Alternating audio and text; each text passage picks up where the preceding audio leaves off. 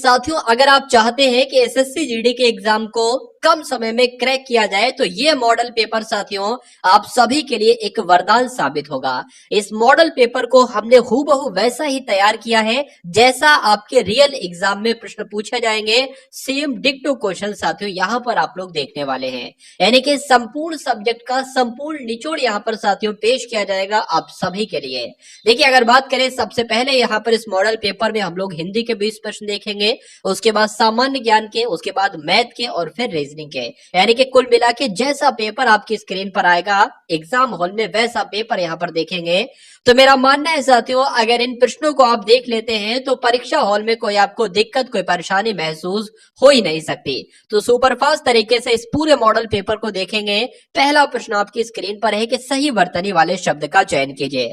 तो साथियों यहाँ पर जो शब्द सही लिखा हुआ है ना, वो कृपया सही लिखा हुआ है, तो जिनका आंसर बी है तो बिल्कुल करेक्ट है। चलिए, विद्युत का पर्यायवाची आपसे पूछा जा रहा है साथियों, बताइए। तो विद्युत का पर्यायवाची यहाँ पर जो होगा वो क्या होगा साथियों, आपको ध्यान रखना है। चपला जो होता है ना, चपला कह लो, चंचला कह लो या दामिनी कह लो, ये सारे विद्युत के पर्यायवाची होते हैं, यानी कि बिजली के पर्यायवाची होते हैं।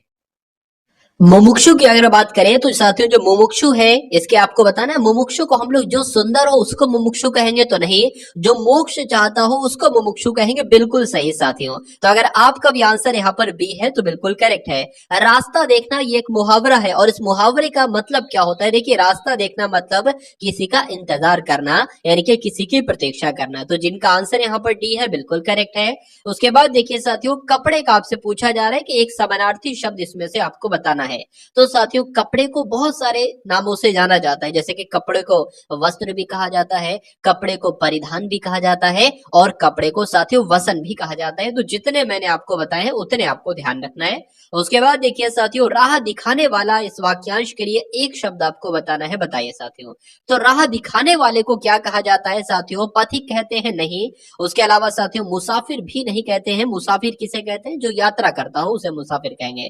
पथ दर्शक किसे कहते हैं? तो आपको ध्यान रखना है, राह दिखाने वाले को पथ दर्शक कहते हैं। और अगर बात करें साथियों पथ प्रदर्शक किसे कहते हैं, मतलब जो पथ प्रदर्शक होता है ना, वही पथ दर्शक होता है।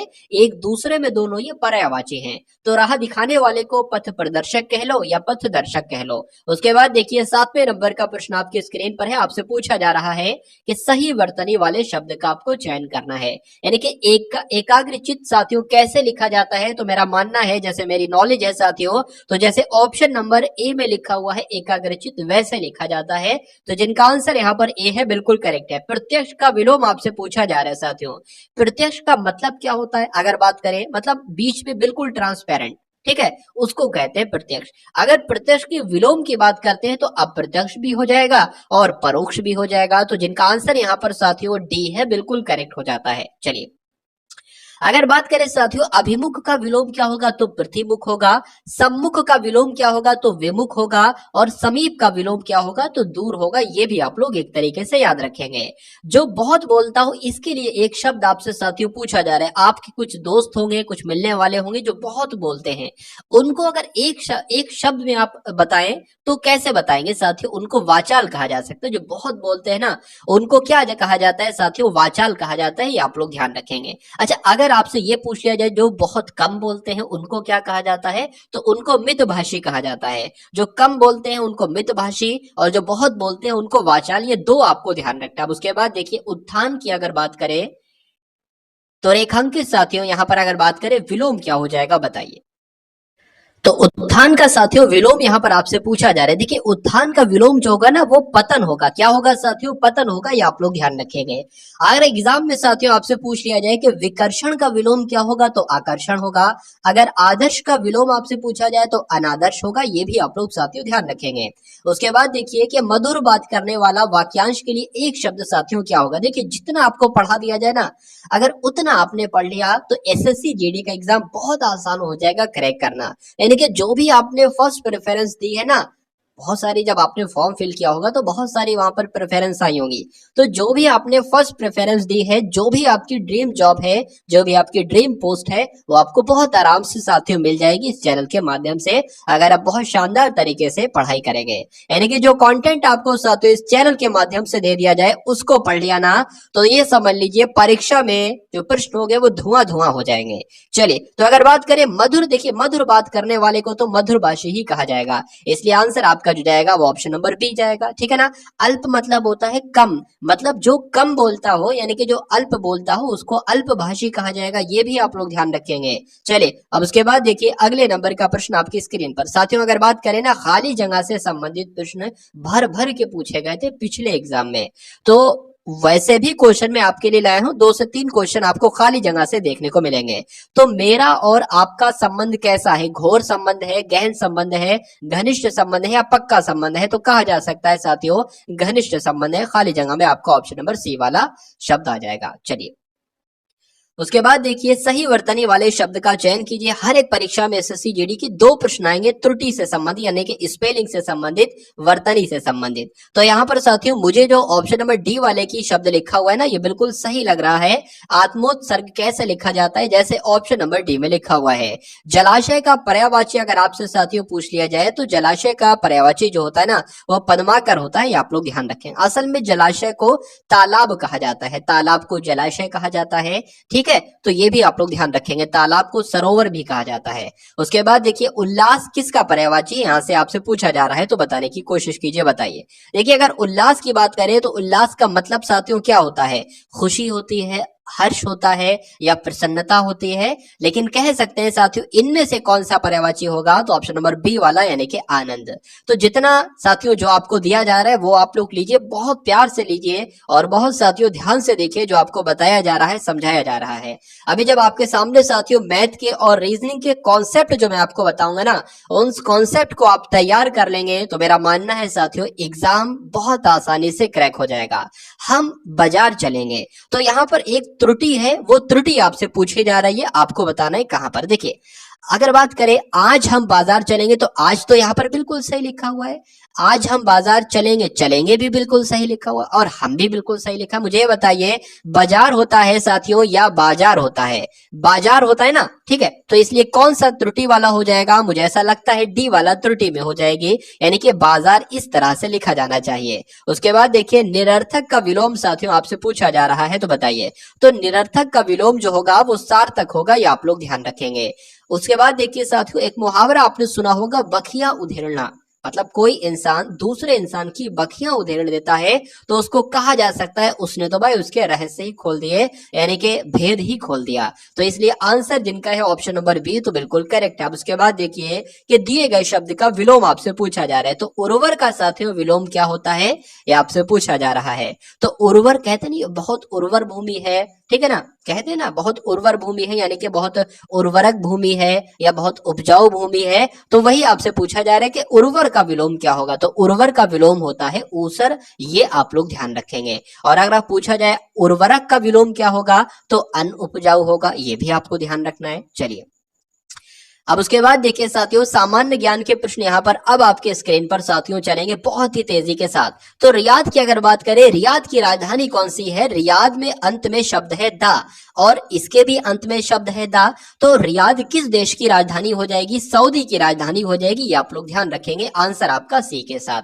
क्षेत्रफल की दृष्टि से भारत का निम्न में से कौन सा राज्य सबसे छोटा है, तो क्षेत्रफल की दृष्टि से सबसे छोटा राज्य साथियों गोवा है, तो जिनका आंसर यहाँ पर बी है तो बिल्कुल करेक्ट है।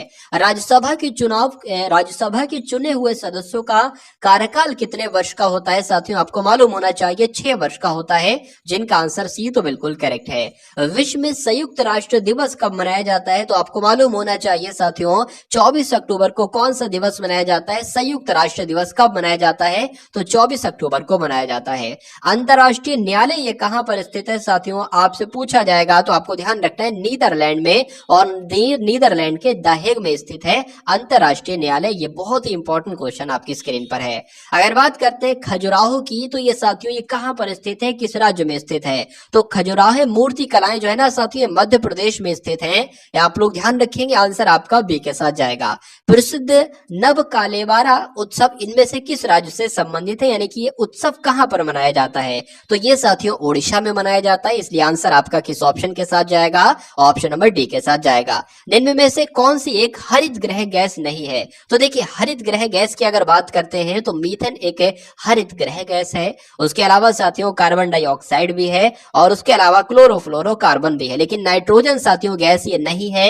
अब नहीं है तो यही आपका राइट आंसर है। उसके बाद देखिए अर्जुन पुरस्कार किस लिए दिए जाते हैं? तो अर्जुन पुरस्कार की अगर बात करें युद्ध में वीरता के लिए दिए जाते हैं ये अर्जुन पुरस्कार, इसलिए आंसर आपका जाएगा ऑप्शन नंबर बी के साथ। चलिए अब उसके बाद देखिए नेक्स्ट नंबर का प्रश्न आपके स्क्रीन पर है, बताने की कोशिश कीजिए, बताइए। देखिए साथियों यहाँ पर अभी 10 मिनट हुए हैं इस क्लास को और 10 मिनट में मैंने यहाँ पर लगभग 29 प्रश्न करा दिए हैं। 28 से 29 प्रश्न हो चुके हैं। अगर बात करें साथियों लगभग 50 मिनट के अंदर पूरे मॉडल पेपर को डिस्कस करेंगे। अब आप मुझे ये बताइए कि YouTube पर ऐसा कोई चैनल है या YouTube पर ऐसी कोई क्लास है कि मात्र 50 मिनट में आपको पूरा मॉडल पेपर, पूरा एक मॉक टेस्ट पेपर डिस्कस करवाए? मुझे तो ऐसा नहीं लगता। 50 मिनट में तो इंसान सिर्फ हिंदी के 20 क्वेश्चन करा पाता है या जीके के 20 क्वेश्चन करा पाता है, ठीक है ना। लेकिन मेरा मानना है साथियों कम से कम समय में आपको बेस्ट से बेस्ट कंटेंट देना चाहिए, ठीक है ना। तो इसी मानने को साथियों अगर बात करें आगे बढ़ाते हुए ये क्लासेस आपके लिए शुरू की गई है। तो अगले नंबर का प्रश्न का उत्तर बताइए कि ऑपरेशन देवी शक्ति का संबंध किससे है, आपसे पूछा जा रहा है, बताइए। तो अफगानिस्तान से जो भारतीय नागरिकों को निकालने से संबंधित साथियों एक ऑपरेशन चलाया गया था जिसका नाम था ऑपरेशन देवी शक्ति। चलिए भारत रत्न प्राप्त करने वाले किस व्यक्ति का जन्मदिन राष्ट्रीय चिकित्सक दिवस के रूप में मनाया जाता है? तो मैं आपको साथियों बता देता हूं आंसर आपका किस ऑप्शन के साथ जाएगा। आपको हमेशा ध्यान रखना है, ये क्वेश्चन साथियों बहुत इंपॉर्टेंट है। विधान चंद्र राय इस क्वेश्चन का बिल्कुल करेक्ट आंसर है। उसके बाद देखिए निम्न में से कौन सी महाराष्ट्र की नृत्य शैली है, यानी कि महाराष्ट्र में कौन सा इसमें से नृत्य किया जाता है? तो मैं कहूंगा साथियों लोजिम जो है ना यह महाराष्ट्र में किया जाता है। 32वें नंबर का प्रश्न देखिए कि गेटवे ऑफ इंडिया किस शहर में स्थित है? तो गेटवे ऑफ इंडिया तो साथियों मुंबई में स्थित है, इसलिए जिनका आंसर यहाँ पर डी है तो बिल्कुल करेक्ट है।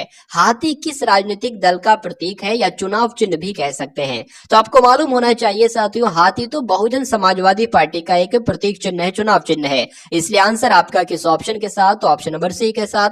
और जिनका आंसर यहाँ पर सी है तो बिल्कुल करेक्ट है। उसके बाद देखिए साथियों एक पुस्तक है, इस पुस्तक का नाम है विंग्स ऑफ फायर यानी कि अग्नि की उड़ान। अब ये पुस्तक साथियों किसके द्वारा लिखी गई थी ये भी आपको मालूम होना चाहिए। तो एपीजे अब्दुल कलाम, ये पुस्तक साथियों बार बार कई सारे एग्जामिनेशंस में पूछी जा चुकी है। अब उसके बाद देखिए कि निम्नलिखित में से कौन सा विकल्प तमिलनाडु से जुड़ी मार्शल आर्ट का एक रूप है, बताइए। बहुत अच्छा क्वेश्चन आपकी स्क्रीन पर है, बताइए। तो आंसर की अगर बात करें तो सिलंबन इस क्वेश्चन का बिल्कुल करेक्ट आंसर हो जाता है। चलिए उसके बाद देखिए कौन सी गैस सूर्य की पराबैंगनी किरणों से पृथ्वी की सतह की रक्षा करती है, बताइए। तो कौन सी गैस की अगर बात करें, कौन सी गैस की बात कर चल रही है साथियों? ओजोन परत की अगर बात करें तो इस क्वेश्चन का बिल्कुल करेक्ट आंसर हो जाता है। चलिए ओजोन गैस।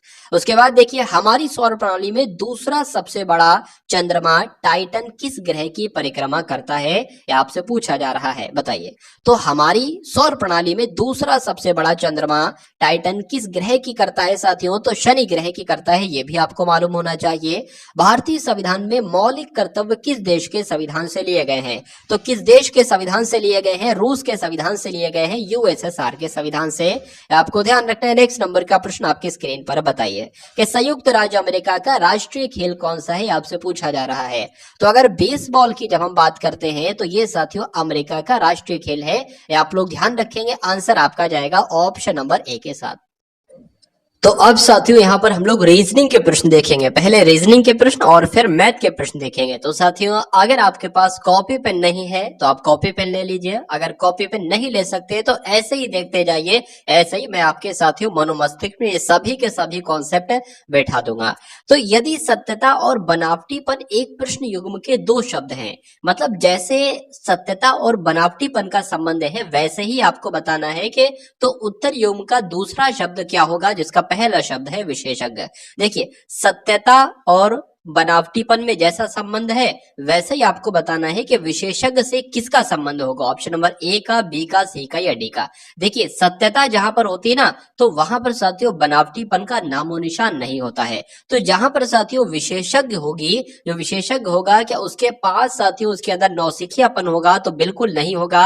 आवारा होगा, पारखी होगा, प्रतिनिधि होगा। तो साथियों इस क्वेश्चन का जो सबसे करीबी आंसर पहुंच रहा है ना वो ऑप्शन नंबर ए वाला पहुंच रहा है और यही आपका बिल्कुल सही उत्तर हो जाता है। उसके बाद देखिए यदि अंग्रेजी वर्णमाला के अक्षरों को विपरीत क्रम में लिखे तो इन दाईं ओर, इन के दाईं ओर 8वां अक्षर बताइए। तो साथियों ये क्वेश्चन आपको इस बार देखने को मिलेगा, बस नंबर बदल दिए जाएंगे और लेटर बदल दिया जाएगा। इस प्रकार का ऐसा क्वेश्चन आपको देखने को 100% मिलेगा।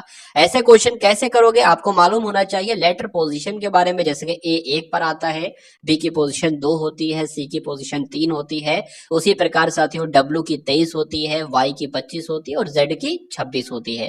तो यहाँ पर कहा गया है कि यदि अंग्रेजी वर्णमालों की यानी कि A B C D E F G को उसके अक्षरों को विपरीत क्रम में लिखा जाए, यानी कि जैसे कि जेड हो गया, फिर वाई हो गया, फिर एक्स हो गया, इस तरह से यहाँ पर लिखने को बोल रहे हैं। तो ऐसे ऐसे ऐसे करके पूरी यहाँ पर हम लोग एबीसीडी लेटर लिखेंगे, यहाँ पर ए आ जाएगा, फिर यहाँ पर ऐसे करके बी आ जाएगा। तो ये उल्टा ही तो हमने लिख लिया, विपरीत क्रम में लिख दिया। और यही यहाँ पर कहा गया था कि विपरीत क्रम में लिखे। तो एन के दाईं ओर मान लीजिए कहीं ना कहीं एन यहाँ पर है और एन साथियों एन की पोजीशन क्या होती है, 14 पर पोजीशन होती है। कह रहे कि एन के दाईं ओर 8वां अक्षर कौन सा होगा, तो इसके यहाँ पर 8वां अक्षर कहीं पर शायद हो सकता हो यहाँ पर आ रहा हो 8वां अक्षर। तो क्या करेंगे, एन 14वें नंबर पर है, 8वां अक्षर पूछ रहे हैं, तो 14 में से साथियों 8 माइनस कर देंगे, आपका क्या बचेगा साथियों, आपका 6 बचेगा यहाँ पर। तो 6 नंबर पर साथियों कौन सा लेटर आ जाएगा, एफ लेटर आ जाएगा। इसलिए आंसर इस क्वेश्चन का जो जाएगा वो ऑप्शन नंबर ए के साथ जाएगा।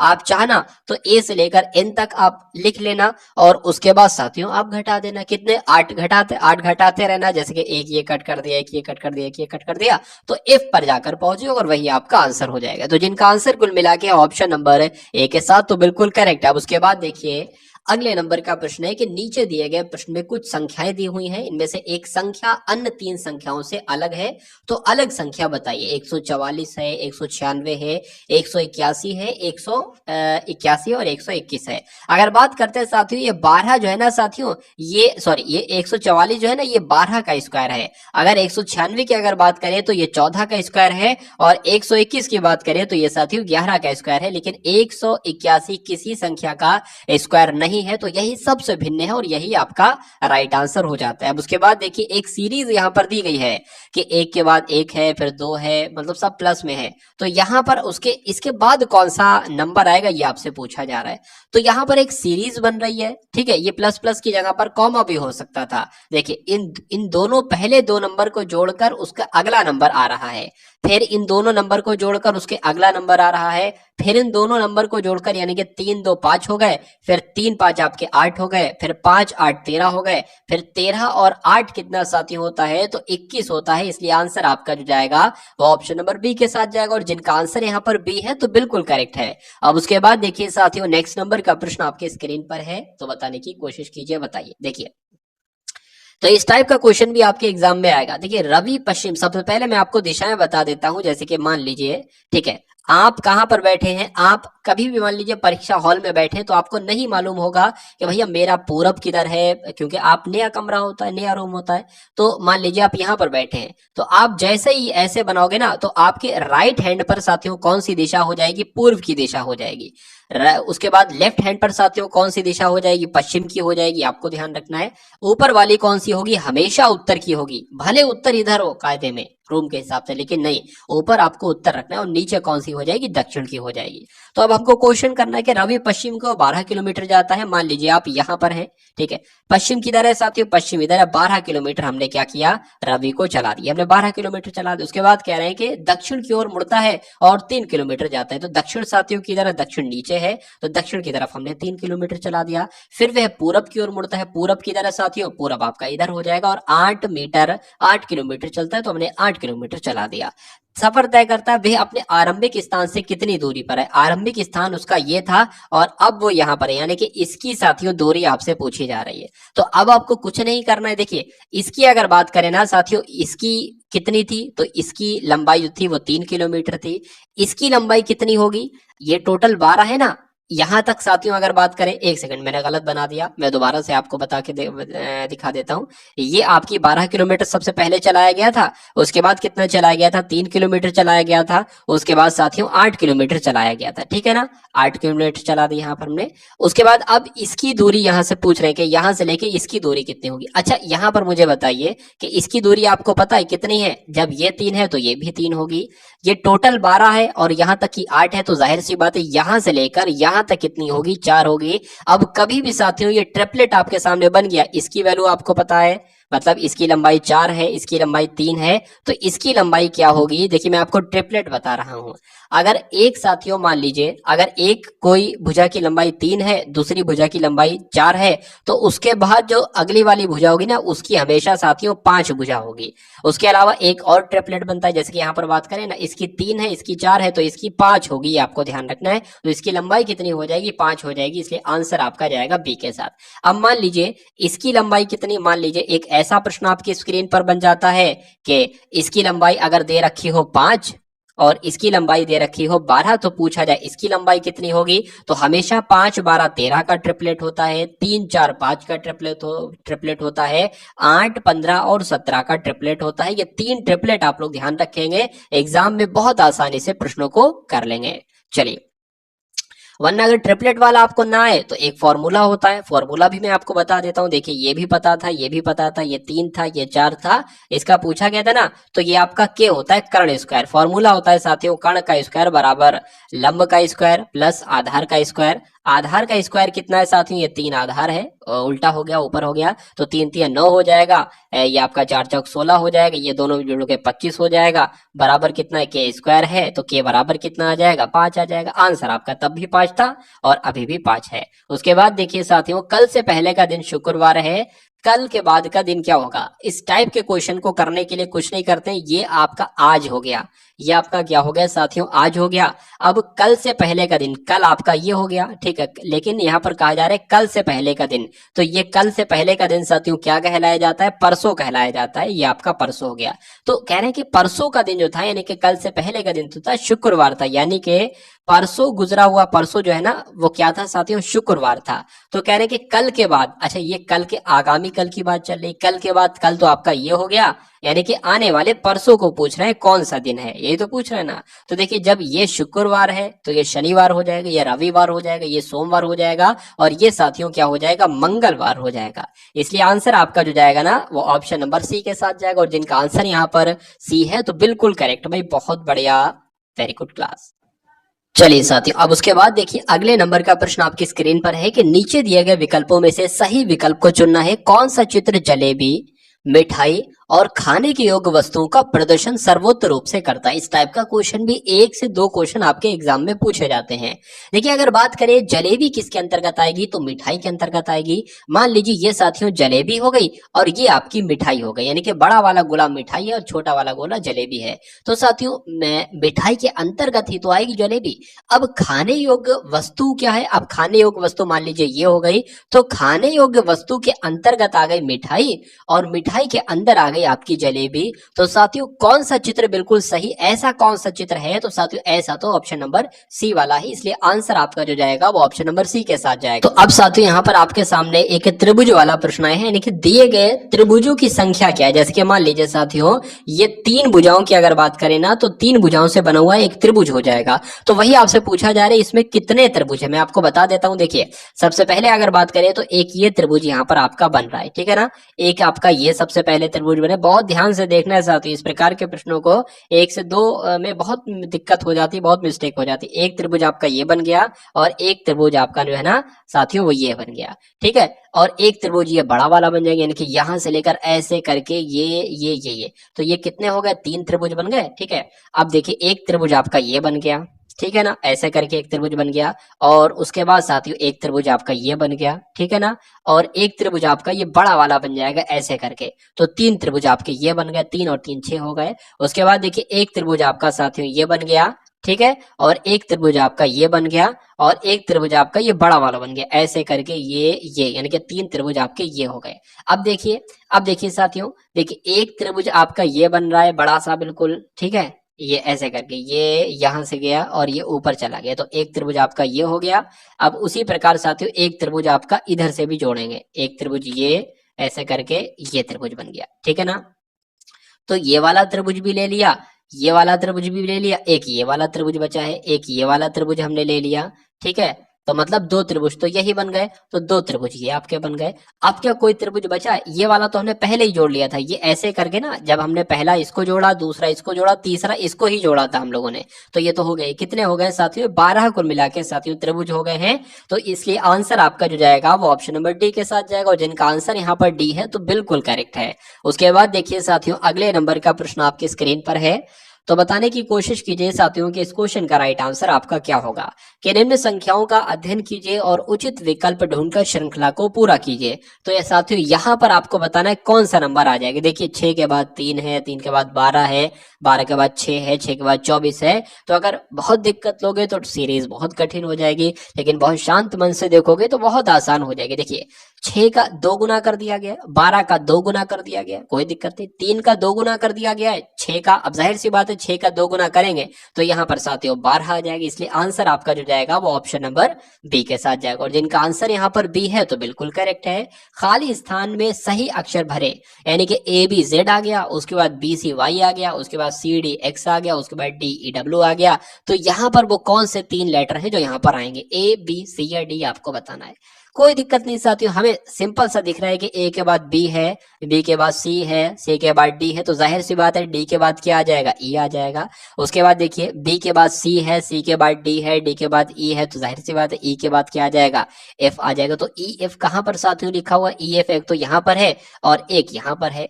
अब हम कौन सा ऑप्शन चुने, तो इसको देख लीजिए। Z से पहले Y आता है, Y से पहले X आता है, X से पहले W आता है, और W से पहले साथियों V आता है। इसलिए आंसर आपका जो जाएगा वो ऑप्शन नंबर डी के साथ जाएगा, और जिनका आंसर यहाँ पर डी है तो बिल्कुल करेक्ट है। अब उसके बाद देखिए नेक्स्ट नंबर का प्रश्न आपकी स्क्रीन पर है कि यदि किसी संख्या का घन किया जाए, यानी कि कोई संख्या है उसका घन किया जाए तो निम्नलिखित में से कौन से अंक इकाई स्थान पर होंगे। सबसे पहले मैं आपको बता देता हूं कि ये इकाई अंक क्या होता है और ये घन क्या होता है। जैसे कि मान लीजिए 2 का घन कितना होगा, बहुत बेसिक से मैं लेकर चल रहा हूं। 2 का घन कितना होगा, तो 2 के घन को इंग्लिश में बोलते हैं साथियों क्यूब। घन को जो बोलते हैं ना वो क्यूब बोलते हैं। जैसे कि 2 का घन निकालना हो तो हमें ये करना पड़ेगा 2 इंटू 2 इंटू 2। अब इसको गुणा करेंगे तो 2 दूना 4, 4 दूना 8 हो जाएगा। उसी प्रकार 3 का, ठीक है, तो 2 का घन इस टाइप से लिखते हैं, 2 क्यूब 8 हो जाएगा। अरे भाई 2 को हमने 3 बार ही तो लिखा है। उसी प्रकार 3 का घन कितना हो जाएगा, 3 का घन हो जाएगा साथियों 27। उसी प्रकार 4 का घन कितना हो जाएगा, 4 का घन मतलब 4 चौक 16 और 16 चौक 64 हो जाएगा। तो ये तो घन का फॉर्मूला हो गया, मतलब घन में आना आपको बता दिया कि ये इकाई स्थान क्या होते हैं। देखिए जैसे कि हमने कोई नंबर लिखा साथियों यहाँ पर, ठीक है, ठीक है, तो पढ़ते नहीं तो पहले इकाई, दहाई, सैकड़ा, हजार, मतलब 4282। तो इकाई ये वाला नंबर होता है। इसमें क्या इकाई नंबर होगा, इसमें ये इकाई नंबर होगा, ये इकाई का नंबर, ये दहाई का नंबर, ये सैकड़े का नंबर। तो दोनों बात मैंने आपको बता दी। अब देखिए कि किसी संख्या का घन किया जाए तो निम्नलिखित में से कौन से अंक इकाई स्थान पर आएंगे, सबसे अंत में आएंगे। मान लीजिए हमने 2 का घन किया तो हमें 8 मिला, हमने 3 का घन किया तो हमें कितना मिला साथियों, 27 मिला ना, लेकिन इकाई का अंक क्या आ गया, 7 आ गया। उसी प्रकार साथियों हमने 4 का जब घन करेंगे तो 64 मिलेगा, मतलब 4 आएगा इकाई का स्थान। तो ये तो कुछ भी आ सकता है, ऐसा कोई पता नहीं कि क्या सिर्फ एक ही आएगा, तो कहूंगा नहीं। क्या सिर्फ 8 ही आएगा, तो मैं कहूंगा नहीं। सिर्फ 9 आएगा, तो मैं कहूंगा नहीं। 0 से लेकर 9 तक कोई भी साथियों इकाई का अंक आ सकता है, ये आपको ध्यान रखना है, ठीक है ना। चलिए तो इसलिए आंसर आपका जो जाएगा वो ऑप्शन नंबर सी के साथ जाएगा। अब उसके बाद देखिए नेक्स्ट नंबर का प्रश्न आपकी स्क्रीन पर है, बताइए। तो अब देखिए सबसे पहले साथियों हम लोगों ने देखे थे लगभग वही 41 से लेकर 50 तक रीजनिंग के प्रश्न। अब हम लोग देखेंगे 51 से लेकर साथियों 60 तक मैथ के क्वेश्चन। मैंने क्या डिवाइडेशन किया है साथियों कि 20 प्रश्न आपके हिंदी के हो गए एसएससी जीडी मॉडल पेपर के लिए, 20 प्रश्न आपके सामान्य ज्ञान के हो गए, फिर उसके बाद 10 प्रश्न रीजनिंग के डाल दिए और 10 प्रश्न मैथ के डाल दिए। इन 10-10 प्रश्नों में साथियों मैं पूरा निचोड़ लेके आपके लिए लाया हूं, यानी कि वो 10-10 प्रश्न लाया हूं मैथ और रीजनिंग के जो साथियों सबसे इंपॉर्टेंट है और उनके एग्जाम में आने की चांसेस बहुत ज्यादा हैं। चलिए तो बहुत ध्यान से देखिएगा साथियों, 3 अंकों की छोटी से छोटी संख्या वो कौन सी होगी जो 4 से 16 से मतलब 4 से भी विभाजित हो जाए, 16 से भी विभाजित हो जाए। तो मुझे ये बताइए 3 अंकों की तो सभी संख्याएं हैं, तो ये क्या 4 से भाग हो रही है? क्या 4 से इसका अगर डिवाइडेशन किया जाए तो ये कटेगा? नहीं कटेगा। ये 4 से कटेगी, एक बार देख लेते हैं साथियों। 4 से कटेगी नहीं कटेगी? तो 4 दूना 8 हो जाएंगे, इधर कितने जाएंगे? इधर 32 हो जाएंगे, 4 अट्ठे 32 हो जाएंगे। तो ये साथियों इससे तो कट गई, ठीक है। क्या ये 4 से कटेगी? 110 4 से कटेगा? तो मुझे नहीं लगता है साथियों कटेगा। ये 4 से कटेगा, ये 4 से कट जाएगा। तो 4 से साथियों यहाँ पर एक तो ये कट रहा है और एक ये कट रहा है। अगर बात करते 112 की, तो क्या 16 से ये कट रहा है? तो 16 सत्ते ही 112 होते हैं, इसलिए आंसर आपका जाएगा ऑप्शन नंबर बी के साथ। मतलब 3 अंकों की छोटी से छोटी संख्या ये 112 है, जो 4 से भी विभाजित हो जाती है, जो 16 से भी विभाजित हो जाती है। उसके अलावा ऐसी कोई संख्या नहीं है इसमें से जो 4 और 16 दोनों से विभाजित हो जाए, इसलिए जिनका आंसर यहाँ पर बी था तो बिल्कुल करेक्ट था। उसके बाद देखिए अगले नंबर का प्रश्न आपके, चलिए साथियों अब अगले नंबर का प्रश्न देखिए। देखिए ये प्रश्न करने में तो बहुत आसान है, मतलब लग तो बहुत आसान है, लेकिन बहुत सारे बच्चे इसको करने में मिस्टेक कर जाते हैं। तो इसको कैसे करना है साथियों, यहाँ पर कुछ टाइप नहीं हो पाए। ये साथियों यहाँ पर क्या है, एक साथियों ब्रैकेट है, बस ये आपको ध्यान रखना है। ब्रैकेट में जो होता है ना उसको सबसे पहले सॉल्व करना होता है, आपको मालूम होना चाहिए। तो साथियों देखिए इसको सबसे पहले इसको हम लोग सॉल्व कर लेंगे। क्या बनेगा? 3 एकम 3 मतलब 3 यहाँ आ जाएगा, 2 एकम 2 2 यहाँ आ जाएगा, माइनस लगा माइनस लग जाएगा और अपॉन में क्या हो जाएगा? 6 हो जाएगा। ठीक है, मैं आपको इधर समझा देता हूँ, थोड़ा बेसिक से मैं लेकर चलना चाह रहा हूँ। ठीक है, इसको सबसे पहले सॉल्व करें। तो देखिए जब भी माइनस हो प्लस हो तो क्रॉस मल्टीप्लाई होती है, मतलब इसकी गुणा इससे, इसकी गुणा इससे और नीचे की आपस में। तो 3 एकम 3 यहाँ 3 यहाँ आ जाएगा, माइनस 2 एकम 2 2 यहाँ आ जाएगा और साथियों 2 3 6 आपका यहाँ आ जाएगा। फिर उसके बाद क्या आ जाएगा यहाँ पर? 3 में से 1, 3 में से 2 जाएगा, 1/6 आ जाएगा।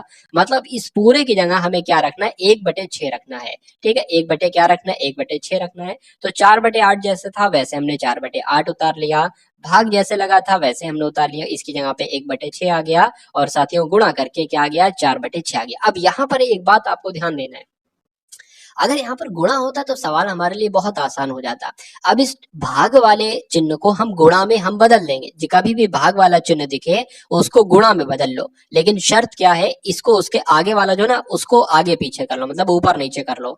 1/6 है ना, तो 6/1 कर लो उसको। तो 4/8 जैसा था वैसे लिख दिया, भाग का निशान कट करके हमने गुणा का लगा दिया, लेकिन उसके बाद जो ऊपर नीचे संख्या हो ना तो उसको हम उलट देंगे। 1/6 है तो 6/1 हो जाएगा, गुणा करके साथियों 4/6 हो जाएगा। अब बहुत आसान हो गया सवाल, इस 6 से ये 6 कट गया, ठीक है ना। उसके बाद साथियों इस 4 से ये कट गया तो क्या आ गया? ये आ गया। अब आंसर जो आपका आया है वो 4/2 आया है, यानी कि 2 कम 2 2 दूना 4। तो आंसर आपका क्या आ जाएगा? 2 आ जाएगा। इसलिए आंसर आपका जो जाएगा वो ऑप्शन नंबर डी के साथ जाएगा, और जिनका आंसर यहाँ पर बिल्कुल डी है तो बिल्कुल करेक्ट है।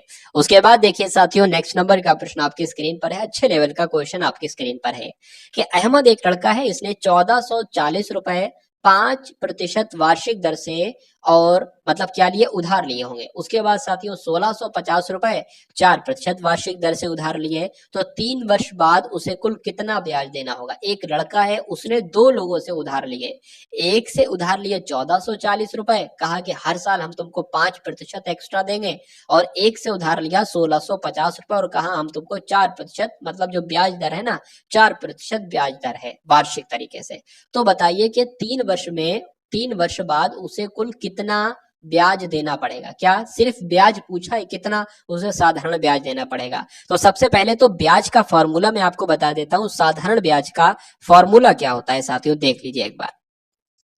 ठीक है। क्या होता है साथियों, मूलधन। मूलधन क्या होता है, मूलधन ये है जितना रुपया तुमने लिया है, मूलधन गुणा क्या हो जाएगा, गुणा आपका दर हो जाएगा। दर मतलब क्या होता है, कितनी ब्याज दर पर लिया है, 5% ब्याज दर पर लिया है, 4% ब्याज दर पर लिया है, और गुणा कितने समय के लिया गया है, कितने समय के लिए लिया गया है, 3 वर्ष के लिए इसको भी लिया है और 3 वर्ष के लिए इसको भी लिया है। तो ये साधारण ब्याज का फॉर्मूला है साथियों, ये आपने देख लिया। अब यहाँ पर आप लोग देख सकते हैं, यहाँ पर मूलधन भी है, यहाँ पर दर भी है, और यहाँ पर समय भी है। तो बस रख लेते हैं साथियों हम लोग। ठीक है, मूलधन कितना है, 1440 है, गुणा, ठीक है, दर कितनी है, 5 है, समय कितना है, 3 वर्ष है, अपॉन में क्या आ जाएगा, 100 आ जाएगा। एक तो इसका ये मूलधन हो गया, और कह रहे हैं कि इसका भी मूलधन ज्ञात करके बताओ कितना ब्याज आएगा। तो इसका भी साथियों हम लोग प्लस में ही तो करेंगे ना। ठीक है, 1650 आपका आ जाएगा, ये गुणा आपका 4 आ जाएगा, गुणा आपका 3 वर्ष आ जाएगा, अपॉन में 100 आ जाएगा। मतलब जो पहले व्यक्ति से लिया इसका ये साधारण ब्याज निकलेगा, दूसरे व्यक्ति से लिया इसका ये साधारण ब्याज निकलेगा। कह रहे कि दोनों साधारण ब्याज बताओ हमें जोड़ के, तो हमने प्लस लगा दिया इसलिए। ठीक है, अब इसको देखिए कट करे, 5 एकम 5, 5 दूना 10 हो जाएगा, ये लग गया आपका। इस जीरो से ये जीरो कट गया, 2 एकम 2, 2 सत्ते 14, 2 दूना 4 हो जाएगा। मतलब 72 तिया कितने होते हैं यहाँ पर लिख देते हैं, 3 दूना आपका 6 हो जाएगा, 7 तिया आपका 21 हो जाएगा, तो 216 आया। उसी प्रकार यहाँ पर देख लीजिए, 4 के 100 से कट करेंगे 25 आ जाएगा, इसको 5 से कट करेंगे 5 25 आपका हो गया, 5 तिया 15 हो गया, 5 तिया 15 हो गया, जीरो आ गया। इसको 5 से कट करेंगे 5 छंग आपका 30 हो गया, फिर आपका 30 हो जाएगा, 5 छंग आपका 30 हो गया। तो जब 66 को 3 से साथियों गुणा करोगे तो 6 तिया 18 हो जाएगा, 6 तिया 18 और 1 19 यानी कि 198 आ जाएगा। तो मतलब अहमद ने जब ये वाला उधार लिया था तो इससे जो उसको साधारण ब्याज देना पड़ा है वो 216 देना पड़ा है, और इससे जो लिया था उसको साथियों 198 रुपए देना पड़े हैं। तो इसको साथियों जोड़ लेंगे, जब इसको जोड़ेंगे ना 216 198 को, तो कितना आ जाएगा साथियों, 414, मतलब 414 रुपए उसने कुल। ठीक है, 3 वर्ष बाद उसे कुल कितना ब्याज देना पड़ेगा, तो 414 रुपए देना पड़ेगा। तो आंसर आपका कहां पर जाएगा, ऑप्शन नंबर ए के साथ जाएगा। अब उसके बाद देखिए नेक्स्ट नंबर का प्रश्न आपकी स्क्रीन पर है, बताइए। चलिए, 2 लोग हैं, राम और मोहन है। राम की आय मान लीजिए 8 है, अनुपात में है साथियों। ये अनुपात अब 80 रुपए भी हो सकती है, 30 रुपए भी हो सकती है, 8000 और 3000 भी हो सकती है। राम मोहन की आय 8 लाख 3 लाख भी हो सकती है, तो इसलिए हमने 8:3 मान लिया।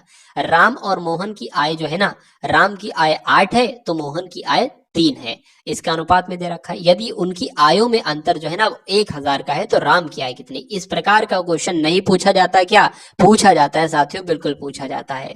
तो कभी भी साथियों 2 लोगों की आय का अनुपात दे रखा हो और उनकी आयों में अंतर दे रखा हो तो आपको क्या करना है, मान लीजिए 8 को हम क्या मान लेते हैं, 8x मान लेते हैं, 3 को हम क्या मान लेते हैं, 3x मान लेते हैं। तो 8x माइनस 3x मतलब दोनों की आयों में अंतर, ये साथियों अंतर ही तो है। जब मैं आपसे ये कहूं कि 5 और 3 में अंतर क्या होगा, तो यही तो लिखोगे ना, 5 और 3 में अंतर 2 का हो गया। तो ऐसे ही दोनों की आयों में अंतर करने के लिए माइनस लगाएंगे ना, तो कितना आएगा, 5x आएगा। यानी कि दोनों की आयों में अंतर कितना है, 5x का है। लेकिन यहाँ पर तो कुछ और दे रखा है कि दोनों की आयों में अंतर 1000 का है, मतलब 5x की वैल्यू 1000 है। अब इसको सॉल्व कर लो, x का मान निकाल लो, ये 5 आपके भाग में आ जाएगा, मतलब x बराबर 1000/5 हो जाएगा। अब इसको कट कर लो, 5 एकम 5, 5 दूना 10, डबल जीरो लग गया, मतलब x का मान कितना आ गया साथियों, 200 आ गया। कोई दिक्कत नहीं है साथियों, x का मान हमें पता है 200 आ गया है। पूछा था राम की आय कितनी है, राम की आय भैया 8x है, तो 8x है राम की आय, 8 लिख लिया, x का मान हमें पता चल गया, यहाँ से 200 है तो 200 गुणा कर दो। ये किसकी, ये राम की आय निकल गई, मतलब 8 दूना 16, मतलब 1600 जो है वो ना वो किसकी आय है साथियों, राम की आय है। इसलिए आंसर आपका जाएगा ऑप्शन नंबर बी के साथ। अब अगर बात करें इसकी कितनी आय है, तो इसकी साथियों कितनी हो जाएगी, 6000 हो जाएगी ना। अरे भाई 3x है, x की वैल्यू 200 है, तो 3 दूना 6, 6000 हो जाएगी, बिल्कुल सॉरी 6000 हो जाएगी, 600 हो जाएगी, हाँ 2 जीरो है ना, तो 6 लग जाएगा और 2 जीरो लग जाएगा, मतलब 6000 नहीं 600 हो जाएगी। ठीक है, तो कुछ जल्दबाजी में साथियों ऑप्शन नंबर सी भी दे सकते हैं, आंसर आपका बी के साथ जाएगा। चलिए, उसके बाद देखिए अगले नंबर का प्रश्न आपके स्क्रीन पर है, बताने की कोशिश कीजिए क्या इस क्वेश्चन का राइट आंसर आपका हो सकता है। चलिए, चीनी का भाव जो है ना, चीनी का प्राइस 40% बढ़ गया, यानी कि चीनी कल तक 100 रुपए में थी, अब 140 में हो गई। इसका मतलब ये है 40% बढ़ जाने का।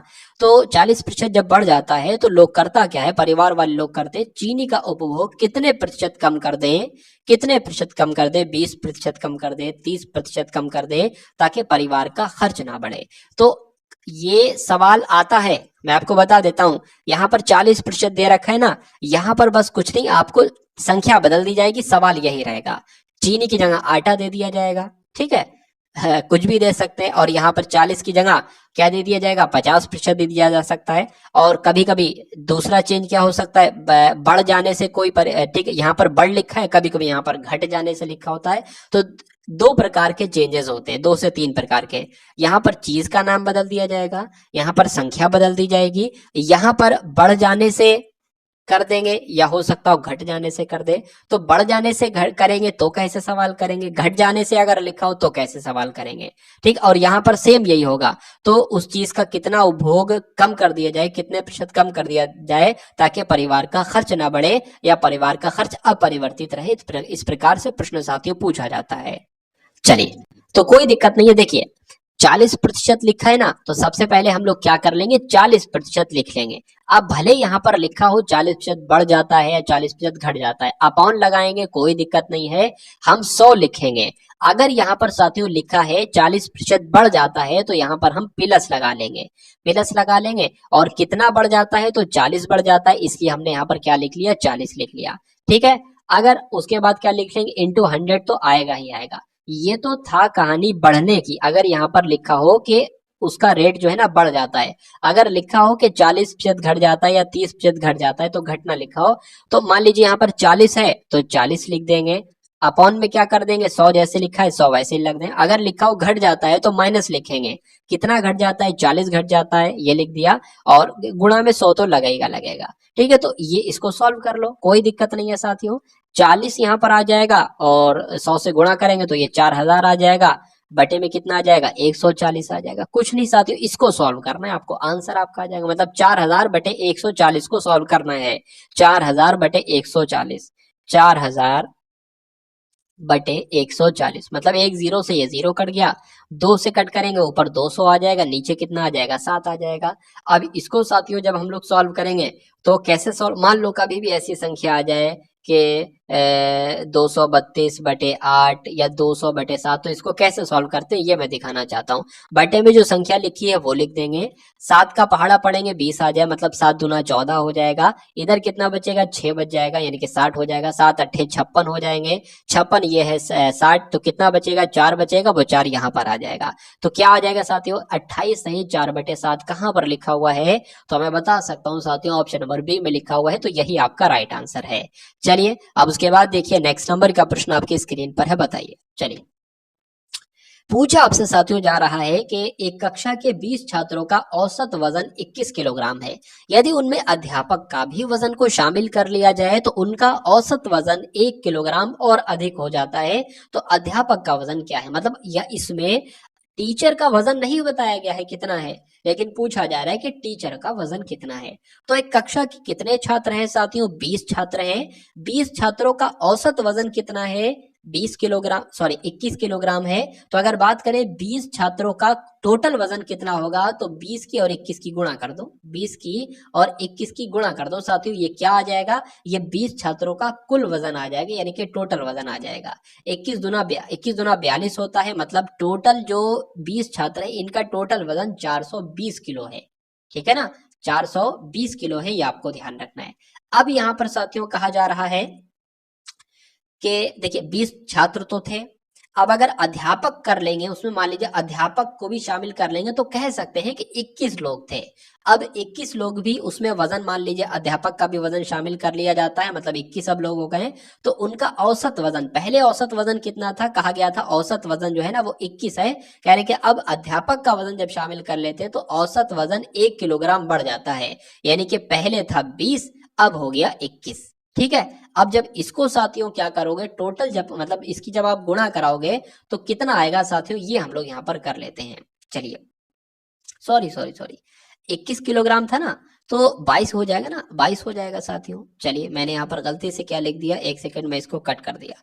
ठीक है, 22 होना चाहिए। आप खुद देखो भाई, एक सेकेंड, आप खुद देखो भाई, जब यहाँ पर 21 किलोग्राम औसत वजन था, शिक्षक का वजन जब शामिल किया जाता है तो औसत वजन एक बढ़ जाता है, तो 21 से 22 हो गया। तो कोई दिक्कत नहीं साथियों, इसकी हम क्या कराएंगे, गुणा करा लेंगे। ठीक है, यहाँ पर भी 42 आ जाएगा, यहाँ पर भी 42 आ जाएगा, 2 6 4 यानी कि 462 आ गया साथियों। मतलब जब हमने सिर्फ बच्चों बच्चों का वजन लिया था तो टोटल वजन सभी बच्चों का 420 था। अब हमने उसमें अध्यापक का वजन शामिल कर लिया है तो वजन कितना हो जाता है, 462 हो जाता है। तो इसमें जो एक्स्ट्रा जितना नंबर है ना, वो अध्यापक का ही वजन है, तो इसको हम माइनस करा लेंगे। 462 420 आपको मैं करा के दिखा देता हूं सब कुछ। ठीक है, 4 मतलब जो 42 किलो वजन बढ़ा है ना, वो साथियों टीचर का वजन है, अध्यापक का वजन है। तो अध्यापक का वजन क्या होगा, 42 किलोग्राम होगा। उसके बाद देखिए नेक्स्ट नंबर का प्रश्न आपकी स्क्रीन पर है, बताइए। चलिए, तो अगर बात करें 30 और 42 का लासा कितना होगा, यानी कि लघुत्तम समापवर्तक कितना होगा, बहुत आसान तरीके से और बहुत पुराने तरीके से हम लोग इसको सॉल्व करने की कोशिश करेंगे। दो से कट करेंगे, यहाँ पर 15 आ जाएगा, यहाँ पर 21 आ जाएगा। साथ ही उसके बाद 3 से कट करेंगे, 3 पंजे 15, 3 सत्ते 21 आ जाएगा। फिर एक बार 5 से कट करेंगे और एक बार 7 से कट करेंगे। ठीक है ना, तो क्या कर देंगे साथियों, 2 गुणा 3 गुणा 5 गुणा 7। ठीक है, जब इसकी मल्टीप्लाई कराएंगे साथियों तो 2 3 6 हो जाएगा, 6 पंजे 30 हो जाएगा। 30 इंटू 7 कितना होता है साथियों, 21, यानी कि 210 आपका यहाँ पर जो है ना, ठीक है, वो साथियों हो जाएगा। ठीक है, लेकिन साथियों अगर बात करें 210 तो कहीं पर आ ही नहीं रहा है, लेकिन आपका आंसर जो जाएगा वो 210 के साथ ही जाएगा। तो आप ऐसे कर लो साथियों, यहाँ पर आंसर ई डाल लो और यहाँ पर लिख लो 210। तो इसलिए आंसर आपका जो जाएगा वो ऑप्शन नंबर किसके साथ जाएगा, ई के साथ जाएगा। उसके बाद देखिए अगले नंबर का प्रश्न है, आपसे पूछा जा रहा है कि एक कक्षा में 4 विद्यार्थियों के प्राप्तांक क्रमशः, मतलब 4 विद्यार्थी है कक्षा में, एक को मिले 72 नंबर, एक को मिले 60 नंबर, एक को मिले 63 नंबर और चौथे को मिले 65 नंबर। तो उनका औसत क्या होता है, औसत किसे कहते हैं मैं आपको बता चुका हूं। औसत निकालने का साथियों सूत्र जो होता है ना, वो क्या होता है ये मैं आपको साथियों बता चुका हूं। मैं बिल्कुल बेसिक से लेकर चल रहा हूं और शिखर तक आपको पहुंचा दूंगा। औसत बराबर क्या होता है, जितने भी नंबर टोटल हैं, मान लो किसी के 72 नंबर हैं, किसी के साथियों 60 नंबर हैं, किसी के 63 नंबर हैं, किसी के 65 नंबर, इन नंबरों का हमें क्या निकालना है, औसत निकालना है। ये तो पूछा जा रहा है कितने टोटल लोग हैं, कितने टोटल नंबर हैं, 1 2 3 4 4। तो इसको सॉल्व कर लो, आपके सामने क्या आ जाएगा, औसत आ जाएगा। इसी को तो औसत कहते हैं। तो अब जोड़ लो, 5 और 3 8 हो गया, 8 और 2 आपका 10 हो गया, 10 का 0 लग गया, हासिल का 1 लग गया। 6 और 6 12 हो गया, 12 और 1 13 हो गया, 13 मतलब 6 6 6 18 हो गया, 18 18 और 1 आपका क्या हो गया, 19 हो गया, 19 और 7 आपका कितना हो गया, 26 हो गया। ठीक है ना, चलिए तो यहाँ पर आपका क्या आ गया साथियों, 26 आ गया। बटे में क्या था, 4 था, 4 सत्ते 28 होता है, 4 छंग 24 होता है, 4 छंग 24 हो गया आपका, 2 लग गया, 4 पंजे 20 हो गया। मतलब 65 जो हो जाएगा ना साथियों, वो क्या निकल कर आ जाएगा, वो साथियों औसत निकल कर आ जाएगा। ठीक है ना, 65 आपका औसत हो गया। तो जिनका आंसर यहाँ पर है ऑप्शन नंबर साथियों बी के साथ, तो बिल्कुल करेक्ट हो जाता है। अब उसके बाद देखिए नेक्स्ट नंबर का प्रश्न आपके स्क्रीन पर है, बताइए। चलिए, तो क्या कहा जा रहा है साथियों, काम और समय से प्रश्न है, टाइम एंड वर्क से प्रश्न है कि राम और श्याम दोनों मिलकर किसी काम को 8 दिन में पूरा करते हैं, लेकिन राम अकेले उस काम को 14 दिनों में कर सकता है, तो अकेला श्याम उस कार्य को कितने समय में पूरा करेगा। बहुत आसान सी ट्रिक मैं आपको बता रहा हूं। 2 लोग हैं, हम एक को मान लेते हैं राम और एक को मान लेते हैं श्याम। मान क्या लेते हैं वो तो दिया ही गया है, मतलब दोनों मिलकर जो काम करते हैं वो 8 दिन में करते हैं, ऐसे हमने लिख लिया। लेकिन अगर राम अकेले काम करता है तो सिर्फ राम अकेले वही काम जो है ना वो 14 दिनों में कर लेता है। तो अब हमें ये निकालना है कि श्याम अकेले उस कार्य को कितने दिनों में पूरा करेगा, ये आपसे पूछा जा रहा है। कुछ नहीं, इतना आपने सब कुछ बना लिया, आप ऐसे कर लोगे, आप एक ऐसा नंबर यहाँ पर लिखोगे जो 8 से भी कट जाए, जो 14 से भी कट जाए, यानी कि एक ऐसा नंबर जो 8 के पहाड़े में भी आए और 14 के पहाड़े में भी आए। ठीक है, तो 8 सत्ते 56 मुझे ऐसा नंबर लग रहा है जो 8 के पहाड़े में भी आता है और 14 के पहाड़े में भी आता है। अब कितने टाइम्स में आता है वो लिख लेंगे। 8 सत्ते 56 मतलब 7 टाइम में आता है, और 14 पंजे 70 होता है, 14 चौक आपका 56 होता है, तो ये होता है। अब आपने इतना काम कर लिया, ठीक है ना। अब मतलब चार जो है ना एक समय में, सॉरी आर जो है वो एक समय में 4 काम करता है।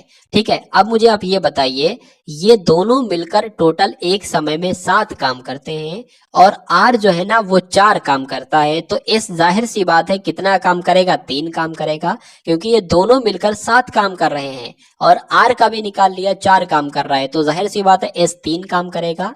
लेकिन अब ये जो 56 आया ना, ये टोटल काम है, टोटल काम है 56, टोटल काम कितना है 56 है। एस पूछा जा रहा है कितने समय में ये टोटल काम करता है, एस एक टाइम में 3 काम करता है, तो जब एस एक टाइम में 3 काम करता है तो टोटल ये काम कितने दिन में करेगा, तो 3 एकम 3 आपका हो जाएगा, इधर आपका 6 हो जाएगा, कटेगा नहीं सही तरीके से, तो 56/3 आपको सिर्फ ध्यान रखना है। एक सेकंड मैं सही से लिख देता हूं इसको, देखिए जब ना कटे तो इसको ऐसे कर लो, ठीक है। अब बेटे में 3 लिख लिया, 3 एकम 3 आपका 5 है ना, 3 एकम 3 हो गया, 2 चला गया 26 हो गया, 3 सत्ते 21, 3 अट्ठे 24 हो गए, 2 बचे ना, 2 हमने इधर लिख लिया, तो 8 सही 2/3 दिन में साथियों काम करता है। 8 सही 2/3 कहां पर है, कौन से ऑप्शन में है साथियों, ऑप्शन नंबर सी वाले में है, तो यही आपका बिल्कुल करेक्ट आंसर हो जाता है। अब उसके बाद देखिए अगले नंबर का साथियों प्रश्न आपकी स्क्रीन पर है, तो बताने की कोशिश कीजिए। तो साथियों अगर इस प्रश्न की बात करें, ये प्रश्न हमने इसी क्लास में देखा था, इसी क्लास में देखा था, सेम यही प्रश्न था, लेकिन मैं थोड़ा सा साथियों चेंज कर देता हूं कि शुक्रवार की जगह साथियों मंगलवार कर देता हूं, और ये प्रश्न साथियों आपके लिए होमवर्क के लिए रहा। मतलब आपको बताना है कि कल से पहले का दिन मंगलवार था, तो कल के बाद का दिन कौन सा दिन होगा। अब ये ऑप्शन साथियों काम हो सकता हो ना करें, ये प्रश्न आपके लिए होमवर्क के लिए रहा, आपको बताना है। तो कुल मिला के साथियों 20 प्रश्न हिंदी के किए, कुल मिला के टोटल 60 प्रश्न किए, और सबसे सुपर हिट साथियों ये 60 क्वेश्चंस थे। मेरा मानना है साथियों क्लास आपको पसंद आई होगी, अगर पसंद आई है तो क्लास को एक बार लाइक करेंगे, क्लास को शेयर करेंगे, चैनल पर अगर नए हैं तो चैनल को जरूर सब्सक्राइब करके बेल आइकन पर क्लिक करेंगे। तो साथियों